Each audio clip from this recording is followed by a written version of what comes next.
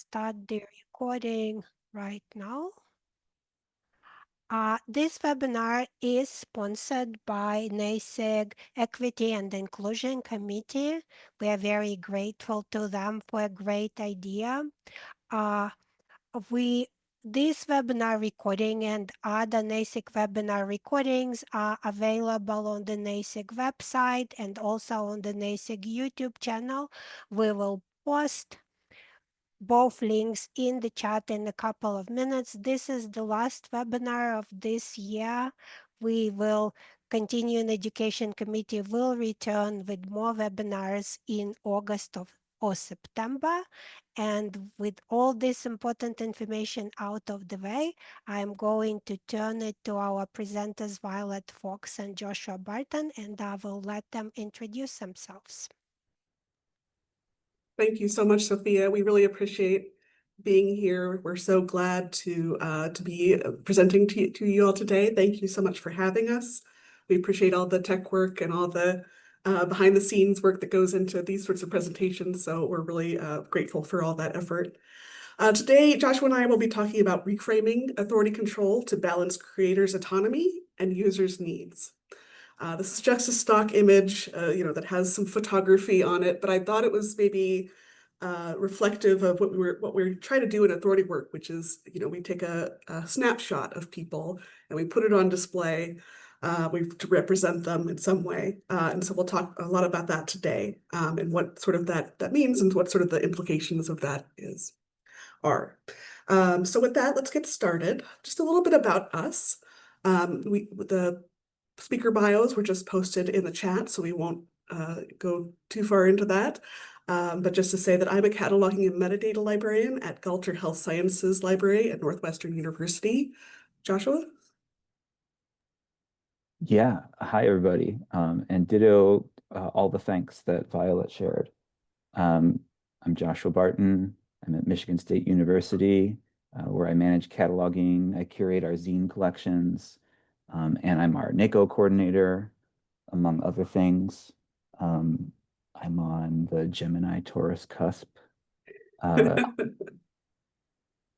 like kombucha and the Grateful Dead. Those are powerful statements. Thank you. Wonderful. Joshua and I have been working together in zine librarianship for a long time, and we're so glad to be here today. Thank you.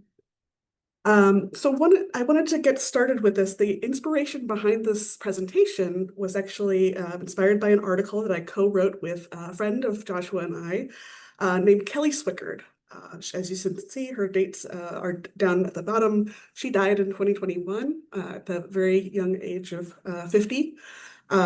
She was a metadata and linked data strategist at Project Muse. Together, she and I wrote an article that I'm going to put a link to, titled "My Zine Life is My Private Life: Reframing Authority Control from Detective Work to an Ethic of Care." So if you see that reframing authority control, that's that common language between the article and this presentation, that's definitely intentional. We think it's so important to, reflect on, the beginnings of this presentation by talking about the article, but also talking about Kelly herself. It can be really hard to remember that the people that we are describing in authority control are real people and who have or had real lives. Kelly had just gotten her Italian citizenship, and was excited to spend more time in Italy. So we sadly mourn her, but we want to talk about her legacy here today, and talk about how excited we are to talk to you today about privacy and doing better in our profession. So with that, we'll talk about reframing authority control. So here's a bit of a table of contents of what we're going to do today. We're going to do some definitions of authority control. It's important to keep in mind, what is the whole point of doing this work? It can be really tempting to get into the details and not have that broader picture. We'll talk about zines and zine culture. If this is something you're not super familiar with, we'll hopefully give you a little bit of an entry point. We definitely encourage your questions about zines, about authority control, about anything during the presentation, in the Q&A, or in the chat. We're really excited about your questions in general. sort of the risks of disregarding privacy concerns. We'll talk a little bit about that. That's a lot of what Kelly and my chapter was about, sort of what are some of the potential risks of not taking privacy into account in this authority work that we do. We'll talk about what guidance that RDA provides. Of course, it's not rules, it's guidance. And we'll also talk about what other guidance is available. So Joshua and I did a presentation very similar to this back in 2018 at ALA Annual. And so that's getting to be quite a while ago. And so the fact that it's not necessarily groundbreaking as it was in 2018 is sort of we've got to counter to that we have a lot more guidance available about privacy and authority work than we used to back in 2018. So we'll talk about what that guidance is. And then finally, we'll sort of wrap up by talking about, our work with lessons learned from zine librarianship and talking about how that reframing might work with your work in traditional librarianship. Then I'll hand it over to Joshua to talk about authority control. So I want to start with something that might feel completely unrelated, and that's that if you're operating in an academic context, you might have heard your university talk about student success in the last few years. And in those conversations around student success, you might have heard something invoked called belonging. And that can mean different things, even in the context of a student success strategy for a university, what belonging might mean. But when we're talking generally about human belonging, feeling like someplace can be a home, or at least like a temporary place to be and feel safe and become oneself and grow into oneself, that's not something that we can facilitate as academic librarians pursuing that mission together with our home university, unless I contend we too get to experience it in our work. And I think that trying to get to the place where we're enabling the experience of belonging, it gets really close to issues of privacy and mutual respect, which is really the territory that Violet and I are operating in here when we're talking about the broader frame of authority control.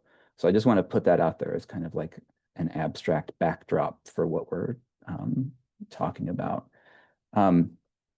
And also, dealing with the serials crowd, if you think about authority work, maybe you think about corporate bodies first. But I want to stress that while we're thinking about the whole scope of what authority control is in library catalogs, like it's personal names that I think like the privacy implications are most profound there, or at least most easily described there. So just kind of have that in the back of your mind as we're talking through this stuff too. So what is authority control? It's a phrase that maybe smacks of fascism if you're uninitiated to this kind of thing. And so we're talking about labels, right? We're talking about names of things that have been authorized in such a way that they can be used as a standard. So we're talking about the standardization of appellations for things. And appellations, we're all going to know that word really well in a few years when new RDA rolls out and we're all indoctrinated. And so you're like, okay, we're not talking about fascism. That's good. And that's mostly true that we're not, but who knows how deep you go with this kind of stuff, like imposing control of authority, right? So let's just like have those kinds of tangential semantics floating in the ether too. Why are we doing this? It's something so core to how library catalogs function that we can almost feel like we take it for granted as catalogers, right? Like collocating things, grouping them, relating things to one another. Like I want to see all the books by author X. Authority control is what makes that possible, right? But it's a lot of work. As we all know, if we're deep in it, if we're not deep in it, it looks really easy and invisible, but it's a lot of work.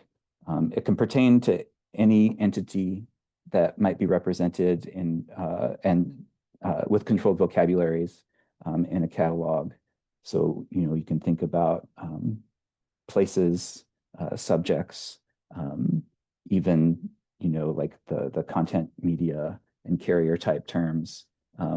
Like these are things that feasibly could be controlled with authority control like mechanisms. But what we're focusing on here today, like I said earlier, is people, the living and the dead. I think that's it for this slide. I think that's as much as I'm going to say. Yeah. And I'm just going to stay with this slide just to talk a little bit about zines, which are sort of the antithesis of authority or control. It can be really difficult to come up with a definition for zines because they are so loosey-goosey, right? They're so hard to pin down, and that's part of the appeal, right? So if you need to come up with some sort of definition, it's a small self-published work that has a small print run, usually anywhere between say 5 to 10, somewhere up to say 1,000, maybe 5,000 if you're getting to the very extreme limits of what a zine might be. They're about self-published. They're self-published works that are about anything.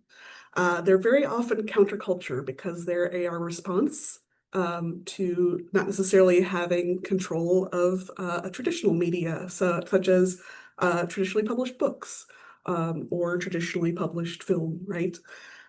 So zines are just so hard to pin down when it comes to authority control, and that's again the beauty of it. That's not a flaw. That's a feature. So important to keep that in mind. Happy to hear any questions about zines.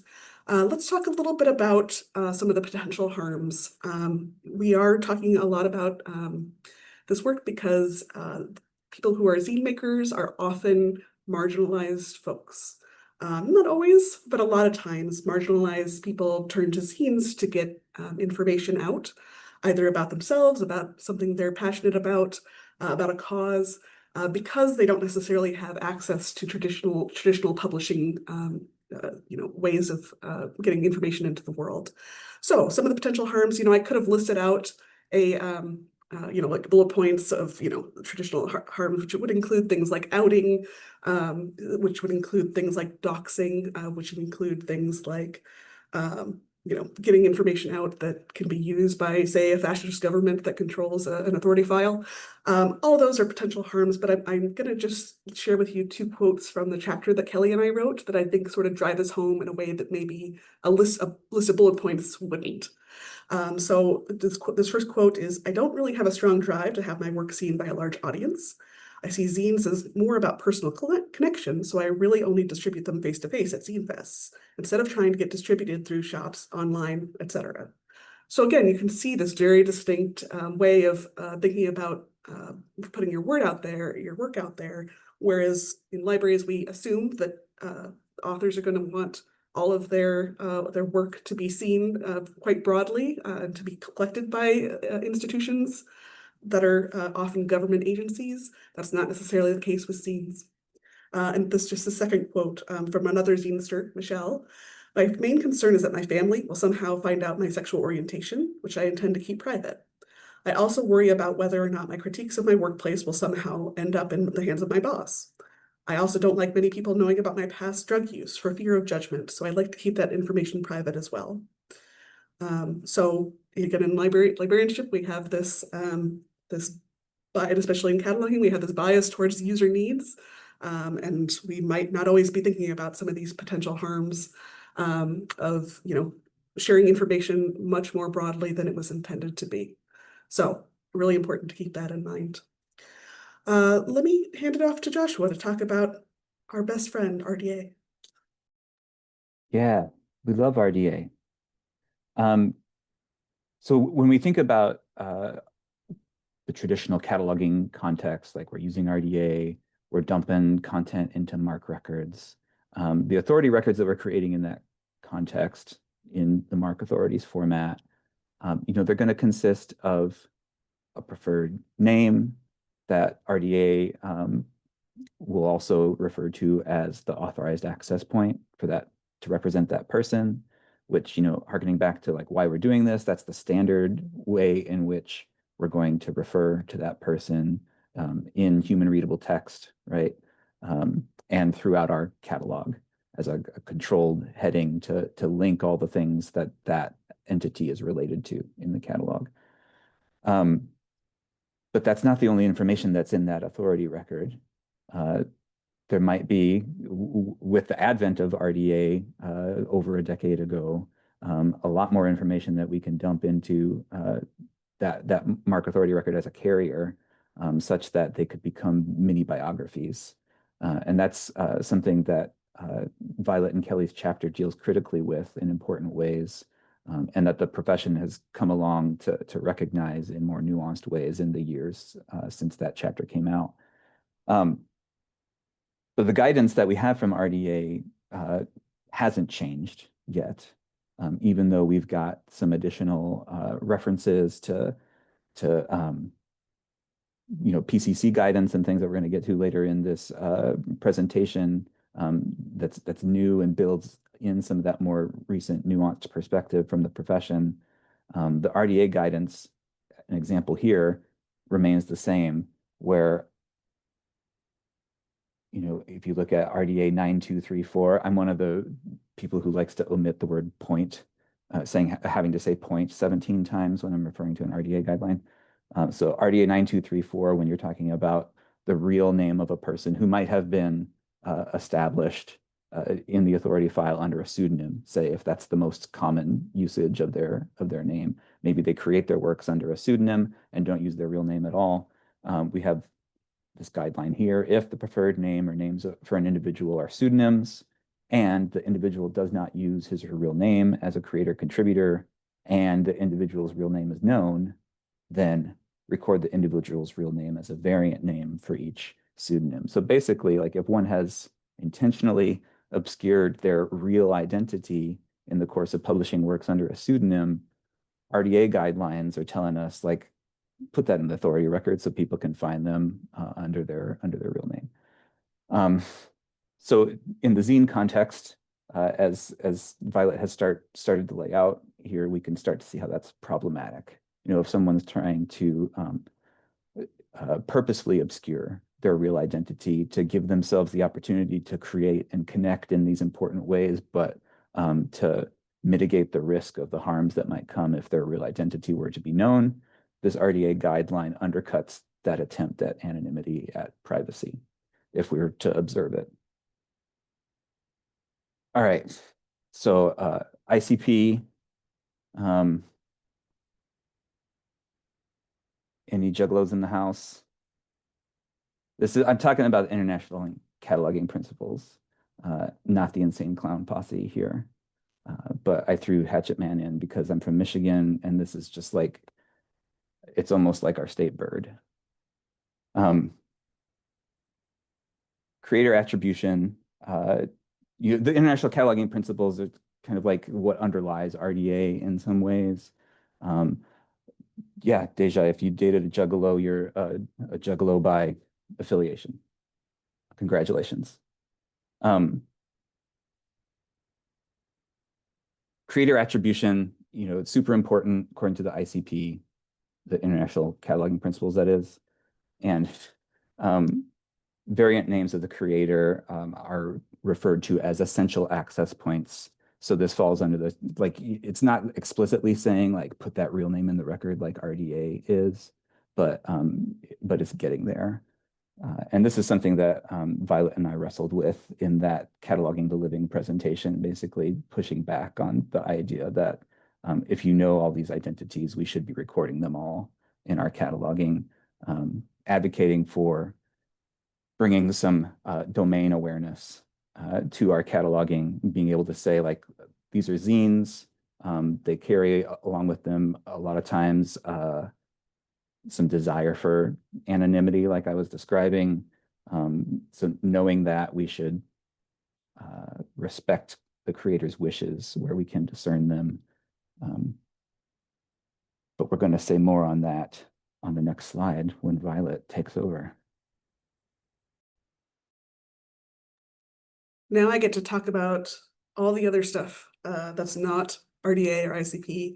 I'm gonna put a couple links in the chat here, the links to the next 3 slides, the next 3 documents that we're gonna be looking at. So the first one is the PCC, the Program for Cooperative Cataloging, position statement on personal data and name authority records. This is a 2-page document that came out, as you can see, in mid-2023. I happen to be one of the people who helped put this together in my work as a member of the PCC Advisory Committee on Equity, Diversity, Inclusion, Belonging, and Accessibility, IDIBA, we call it cheekily. So that, again, this is a 2-page document. It's very readable, and I really suggest that people read it if you haven't.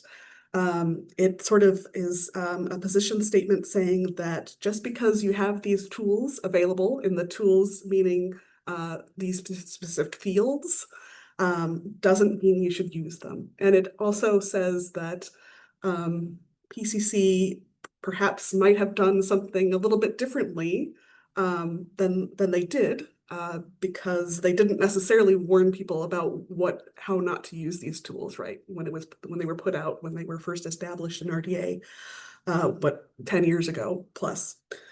So this, again, this position statement is, I think, a thoughtful overall approach to what PCC's statement position is on this sort of privacy issues for personal name authority records. And that in July 2023 started, there was a lot of, when that position statement came out, there was a lot of requests that people got more guidance for what does that actually mean. Okay, so we've got this 2-page statement that says, don't do privacy like wrong. And people were like, well, okay, well, what does that mean? We have that. As of April 2025, so this just came out, we have an entire report on from the PCC SCS, the task group on privacy and name authority records. So this is field by field guidance on what privacy considerations you should take into account. So at no point does this ever say, this is the right thing to do and this is the wrong thing to do, but it does give you lots of guidance about, consider this option, consider that option. So this is much longer than the policy statement, but again, if you're looking for that field by field guidance, this is where you can go. The people in the task group did a great job with it. I'm so pleased with how this report came out. So consider looking at who put that work together and thanking them if you know one of the folks on that task group. Really important, exciting work, and trying to get the word out a little bit more about having that report available. Finally, one of the things that's so important to Joshua and I is the Zine Librarians Code of Ethics. This was put out in 2015 originally, so it's getting to be about 10 years old. But still fresh in our minds is thinking about how zine librarians should go about their work in zine librarianship. And there's specifically information that Joshua helped draft about cataloging in that zine cataloging or Zine Librarians Code of Ethics. And so I would encourage folks to take a look at that. This is freely available online. It's a very cute format. It's got a cat on it. What more could you ask? And it does have, again, sort of very broad guidance on how you might catalog zines and how that might be different than you might, the choices that you might make in traditional cataloging. Yeah, so again, encouraging people to take a look at these resources that we've laid out. 2.0 is in the works, yeah. right? Yeah, absolutely. We're so great. We're so glad that all, this is all, stuff that people can look at, and people have been asking for guidance all this time. Now we've got it. It's so great. And we just need to share the work and share the information. So we're so glad to be able to do that.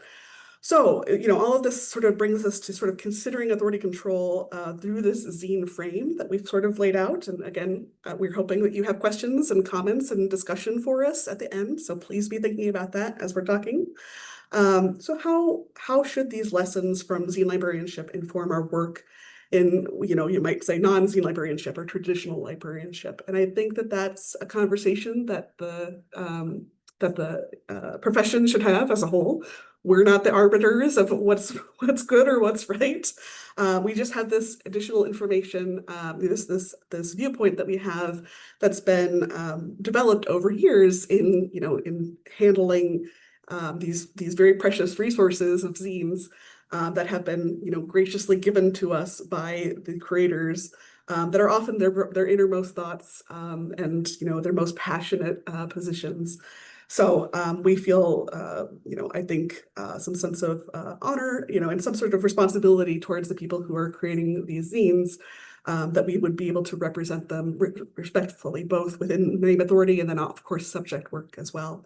And I think that Joshua and I both believe that those lessons can and should inform our work in traditional librarianship as well, even if that's not even if it's a different vibe, right?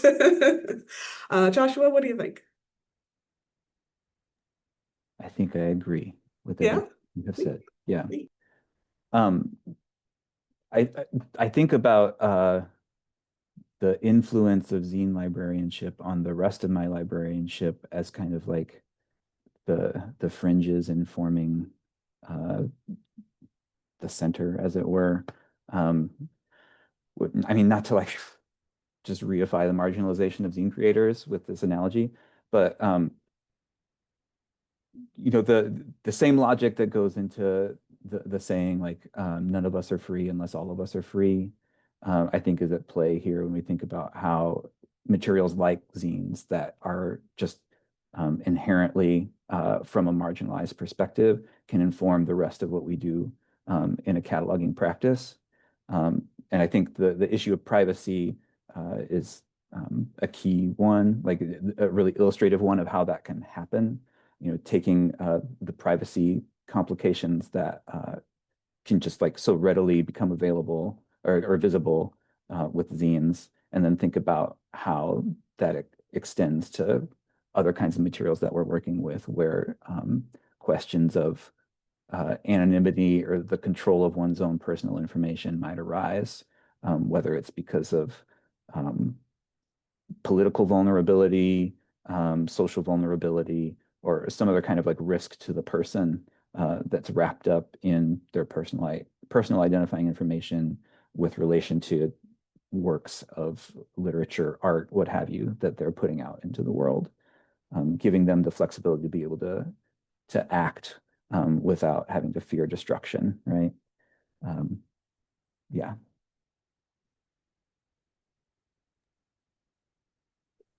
Yeah, so I'm going to have you move on to some way that we're going to have you approach this work.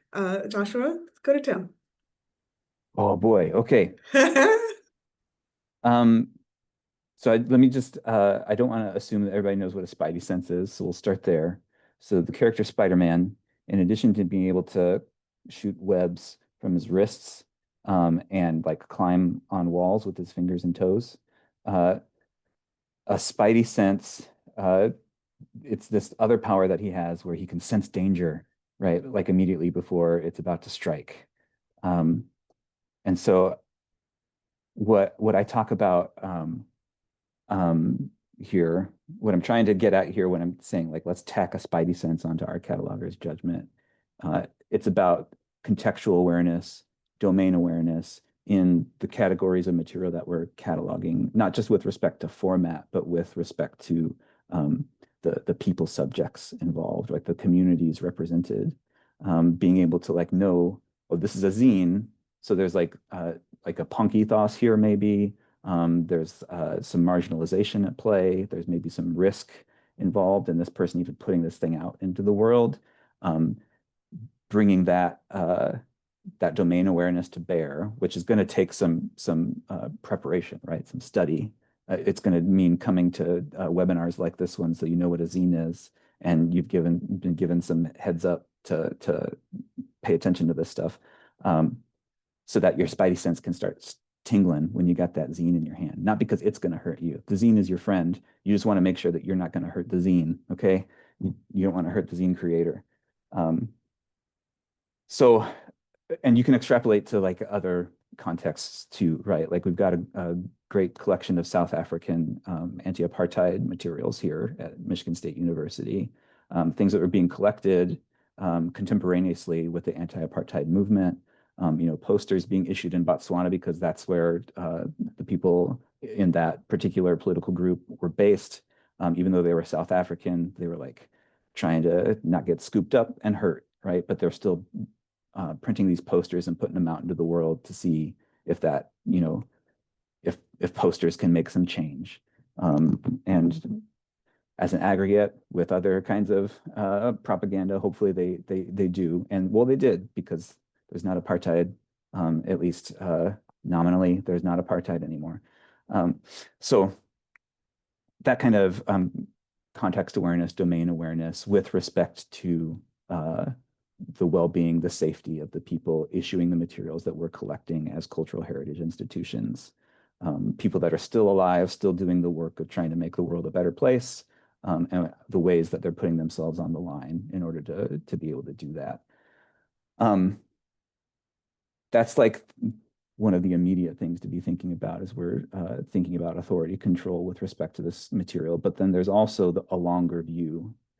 And it's kind of a flip side of what I was just talking about. Like, in addition to maybe enabling exposure and risk to the person when we're cataloging that person by doing authority control, I contend that we're also making a better collective mind.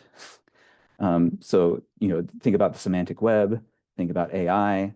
I don't want to overstate the magnitude of libraries' participation in what we think of as the semantic web and AI right now. We're involved, yeah, but we're not like a superpower necessarily, but we're involved. And some of the data that we're creating, linked data, for example, where there are relationships between entities that we're making explicit, those entities sometimes being these at-risk people that we're talking about who are creating zines and what have you.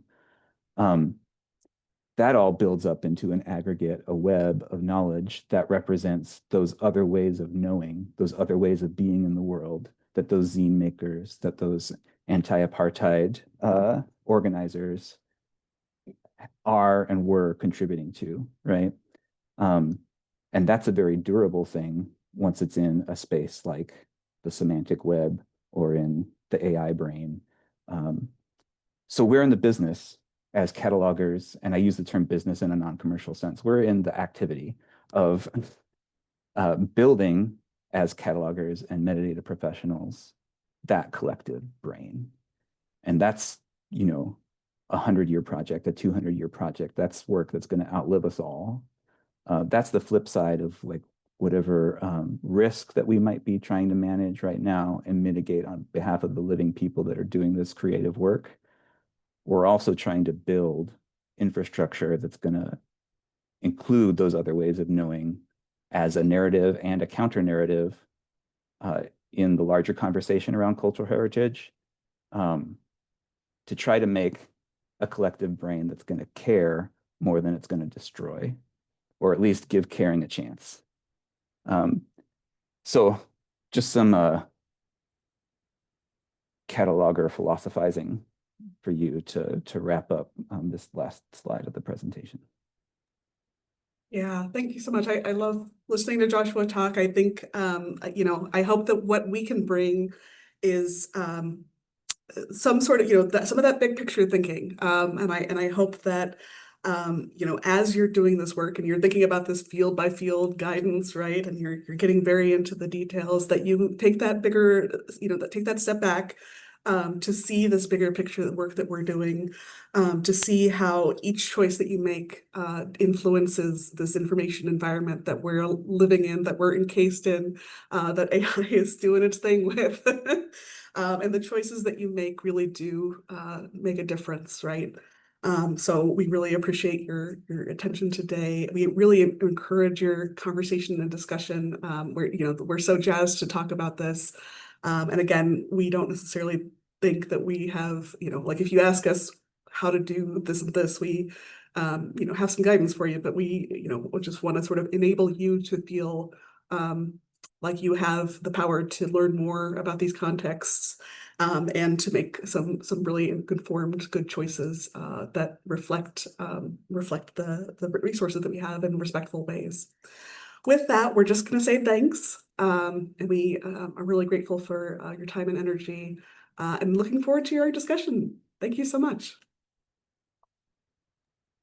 Thank you all both so much. Really enjoyed this.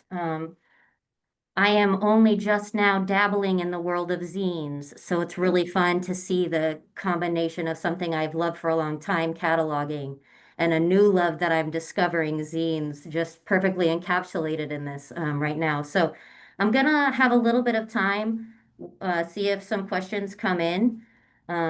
Also, James has just posted the link to the survey, so please, everyone, if you've attended, fill that survey out for us. I had one thought while you all were giving this presentation, and it was about the real name. So I think that was 9234. And even the use of real in that context is an example of the authoritarianism inherent in our structural systems. And also within that, they reduced it to the gender binary or the sex binary of only his or her. And so I just found it interesting as you all had even broached the topic of fascism right from the get-go. And then there was a perfect encapsulation of how these things are so uh, inherently embedded into the way we think and process these things in the first place.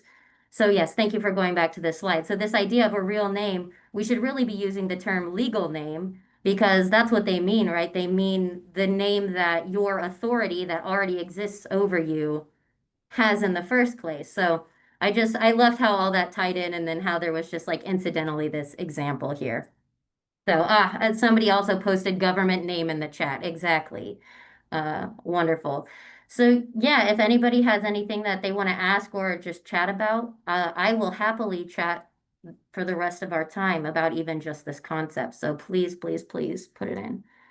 We have another comment here. Speaking of which, is there a way to hack gender by repeating the field with both? I'm loving the energy that you're bringing to the table here. I think you've got flexibility using the gender element in an RDA description of a person well, I think you can like say someone transitions from male to female. That's something that you can track. But the current guidance, according to the PCC, is you don't record that at all, right? Because so much of the time it's going to be done based on presumptions or based on like how one appears in a publicity photo on the back of the book, and that's there be dragons there. Yeah, and as we know, OCLC has been working for about a year and a half, 2 years at this point, to systematically remove the 375 from records in WorldCat Connection. And that process has been stymied by a number of things, including the British Library data hack and presumably now the LC shift to Folio. So we expect that to progress at some point in the future. But in the meantime, don't use the 375 field, even though it is repeatable.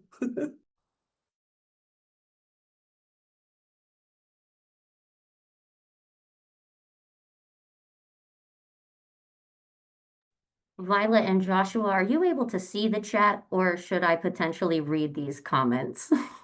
No, we I can can see the chat. I can Yeah. see it, but I would love to hear you read the comment. Yes. Just so that I can For the read. recording, sure. So the first one is, I really like the phrasing of cataloging sometimes being biased towards user needs. I'm not sure that I have a specific question about it, but if you wanted to share any more thoughts that come to mind around the tension between this bias and prioritizing marginalized people's privacy, I am really enjoying your brains. And may I just second that comment? Please go ahead. Oh man, you want to go, Violet? I'll go first, and then you can follow up with so yeah, I mean, I think in my cataloging class 10 years ago, wait, no, it was a little more than that now. It was 13 years ago at this point. It was user needs that was drilled into us. Even though we had a really great cataloging professor, it was just that was the creator giving any sort of nod to the the issues of the creator or the creator's needs or the creator's desires was not reflected in my cataloging content as a student.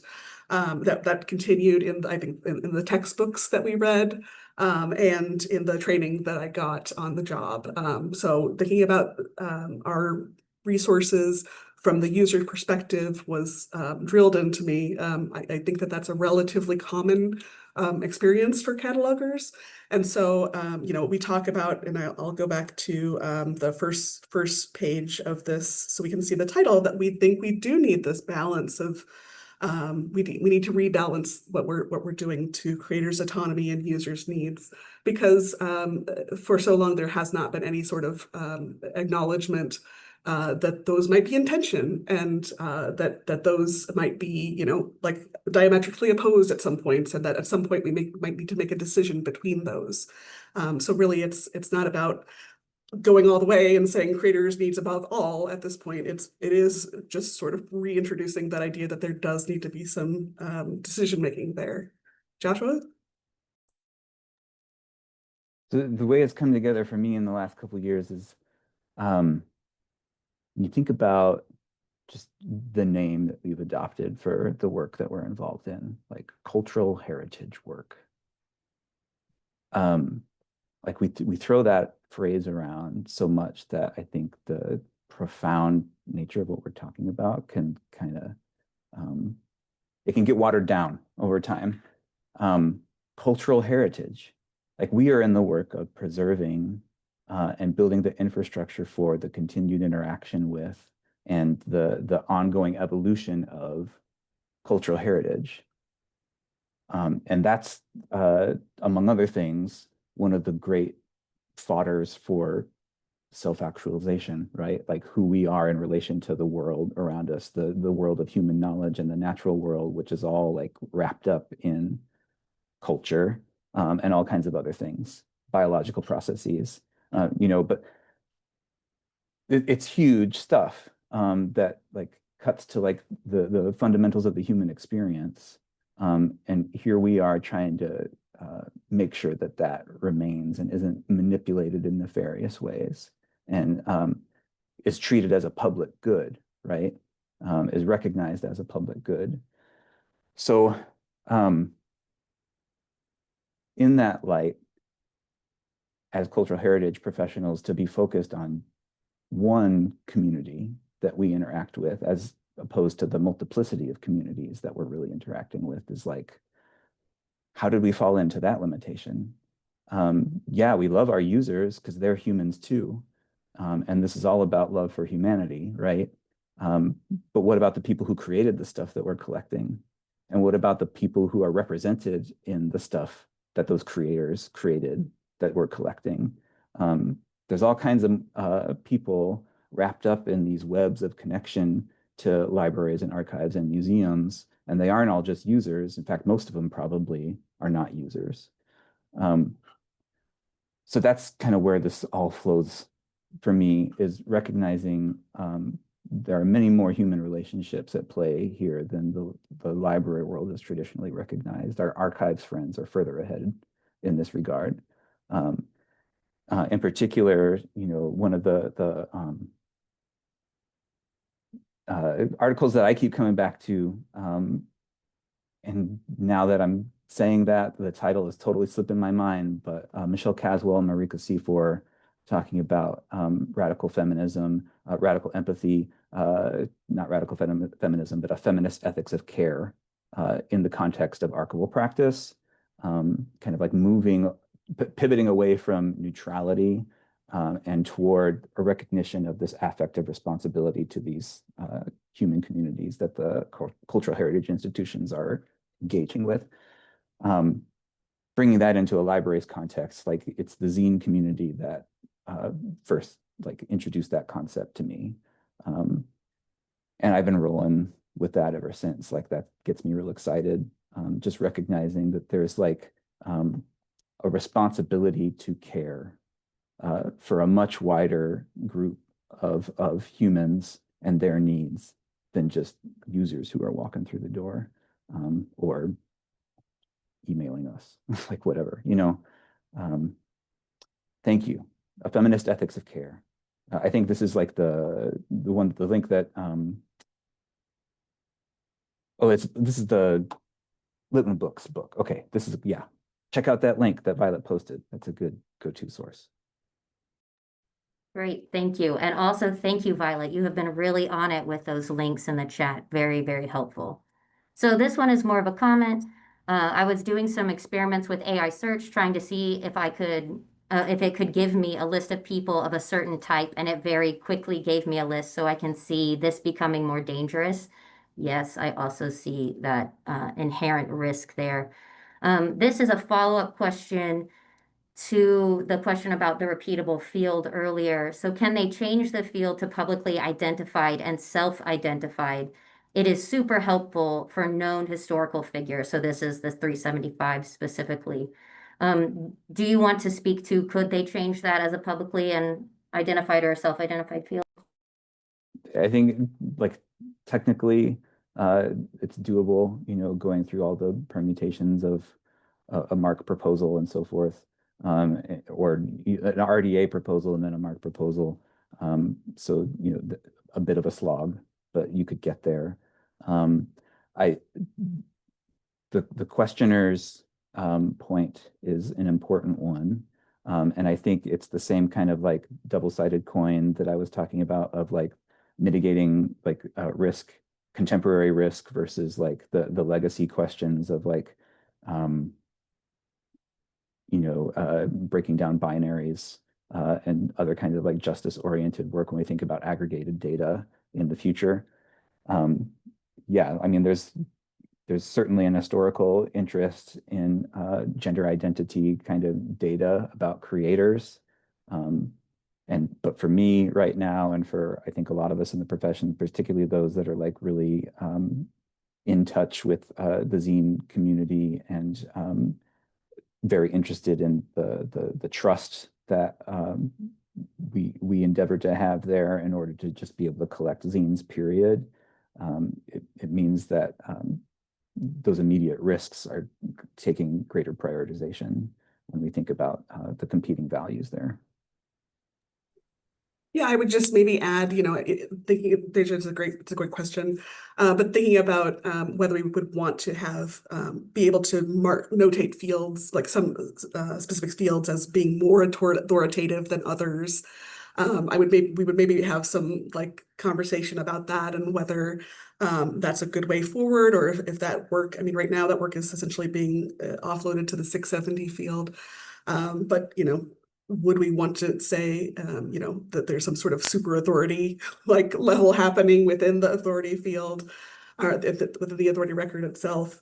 And you know, like, is that you would want to be able to designate that with some sort of time for, you know, like if someone has said at some point that this is the way I like to be, you know, conceived of, and then like at some later time they said it's this other way that I'd like to be. So I think there's some interesting questions there in that you know, that idea. So I'd love to hear other people's thoughts on that too. Thanks. Yeah, definitely a lot for us to chew on today from these questions and discussions. So the next one on here, why do we need authority control on this kind of material, especially when the author/creator wants to be private?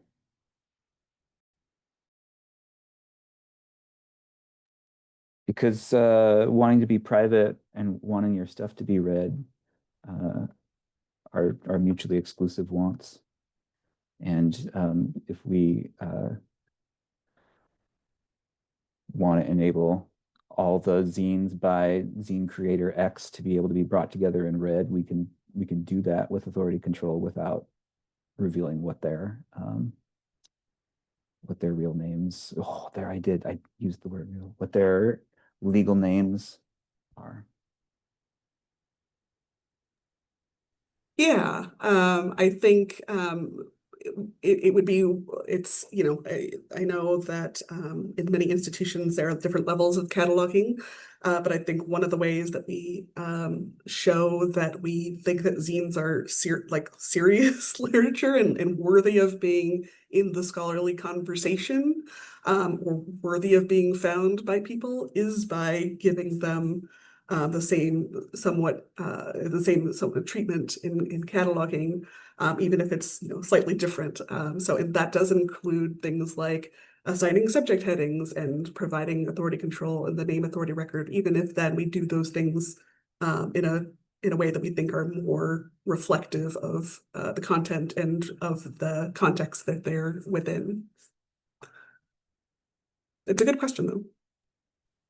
Yeah, I think somebody maybe even responded to the specific question in an attempt to collocate zines, but you can still do that by how a creator identifies themselves.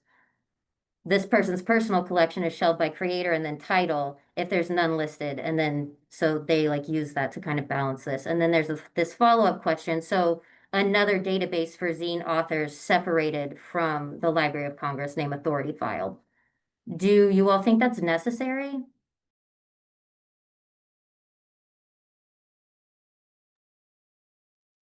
Let me get that one more time. I got distracted by the chat. Look at me.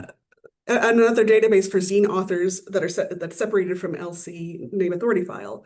And so you should know this is only slightly not in line with that topic, that there is actually a zine union catalog that is being built right now. You can find that information at zinecat.org, and I'll put that link in the chat as well. And so this is an attempt to build a zine union catalog that's specifically for zines, and using these sorts of cataloging decisions within this catalog itself.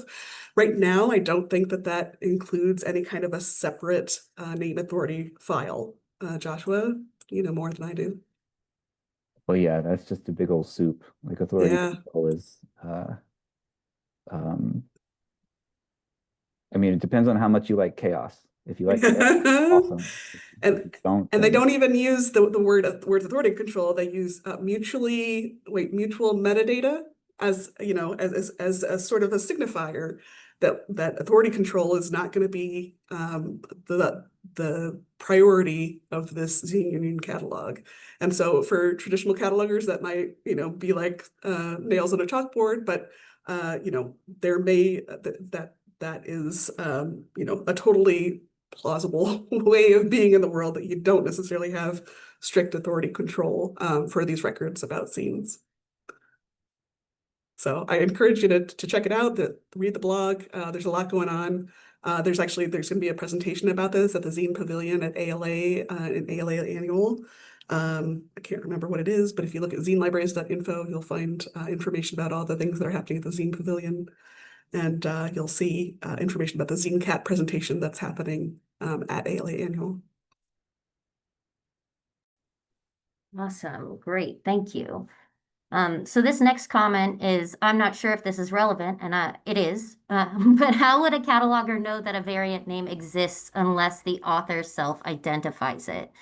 And then it goes on, maybe in some cases it isn't great to spend lots of time researching names, since maybe there's a reason why the author doesn't make it easy to connect variant names.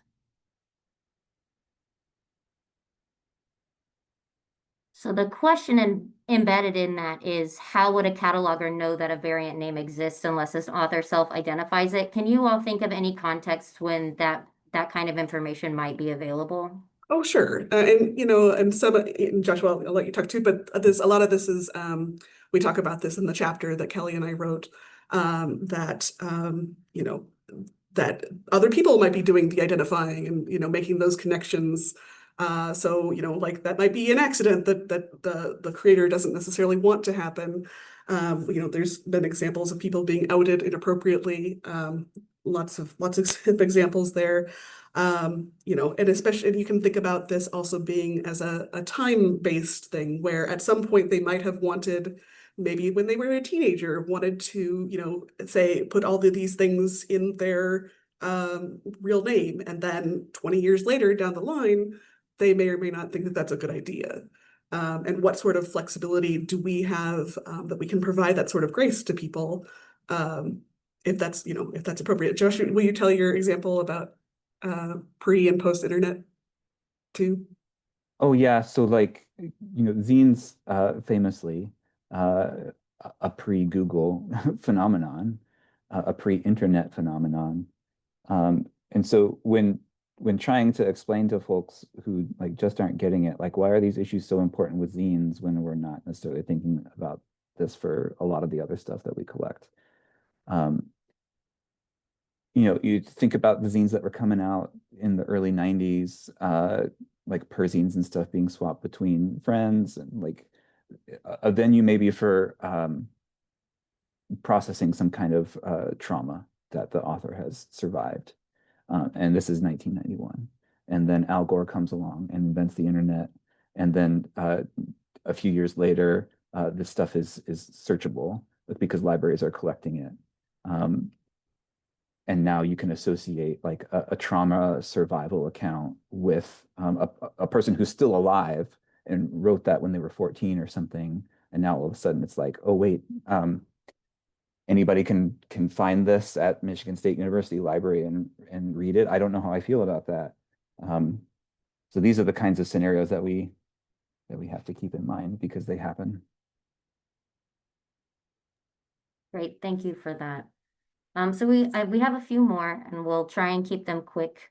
So do you encounter truly anonymous zines all that often? Sure, once in a while. I mean, it's not like the most common occurrence. It's pseudonyms would be certainly more common, but yeah, entirely anonymous zines, yes. Okay.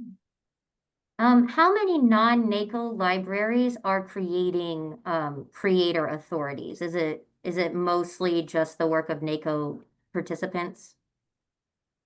Yeah, I mean, I think for the kind of stuff we've been talking about today, we're thinking about the NACO context more than anything. Back when we were a Sierra library, we did a certain amount of local authority stuff, and that wasn't going up to NACO. It would just stay in our local catalog. So, maybe the concerns are still there, but not as urgently.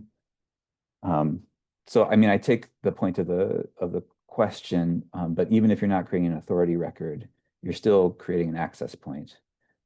And that access point is going to consist of a name of some sort. So which name is that going to be? The questions are still important to consider then. All right. Well, thank you both so much for being with us today. We're so grateful to have you. Really enjoyed this. And Sophia, I will let you wrap us up. Well, I just want to say thank you as well. It was really wonderful and we had a really good discussion. The recording will go out today or in a few days for everybody who registered. The survey link will pop up when you close the webinar, so please submit the evaluation and help us plan the future webinars as well. And always email us if you have webinar ideas. Thank you all. Thanks, everyone. This is a lot of fun.